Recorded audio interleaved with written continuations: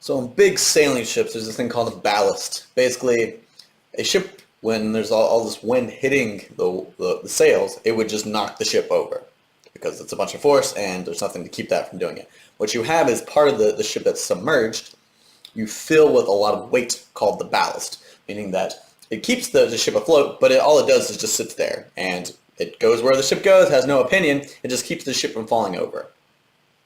And my philosophy friends described, most people in a society are the ballast of society, meaning that you need them, they're necessary, they keep things going, but they don't tell you where, they don't pick where you're going to go. So if the ship's going to Spain, we're going with that. The ship's going to New Guinea, they're going with it, and they have no opinion. They keep the ship afloat, and they're necessary, but they have no actual ability to influence where the ship is going. And the way that most people just mostly blindly and passively, unconsciously submit to what the culture around them tells them to do is why they're ballast. And those who are willing to risk jumping off the ship sometimes and leading the culture, or paying the cost and taking the risk of guiding that ship, those are the leaders that are around us. And I'd encourage all of us to try to recognize where we're balanced. And so this came up with I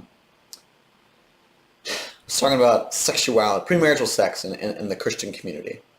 And this is just mostly my experience historically, but this is the vast majority of people, the ballast of the majority of young people in there.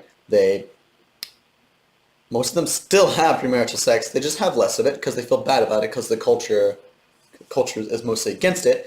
But basically what they do is they don't take the steps and don't take huge amounts of effort to actively not have sex. They're just like, I'm going to try not to. And then they still do it. They just do it a little bit less because they feel guilty about it. So the church has created an incentive of saying this thing is bad. This thing is bad because it's like to normalize premarital sex. The Bible is not. It seems to indicate some things, but it's not abundantly clear how it says. You're like, hey, sexual immorality is bad.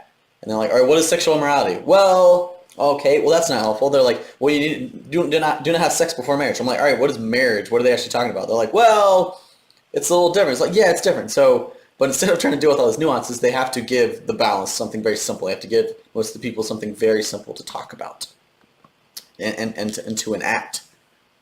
And so if you want to blindly follow in what culture tells you, you want to surrender your free will to the collective, they will give you confidence in your decisions.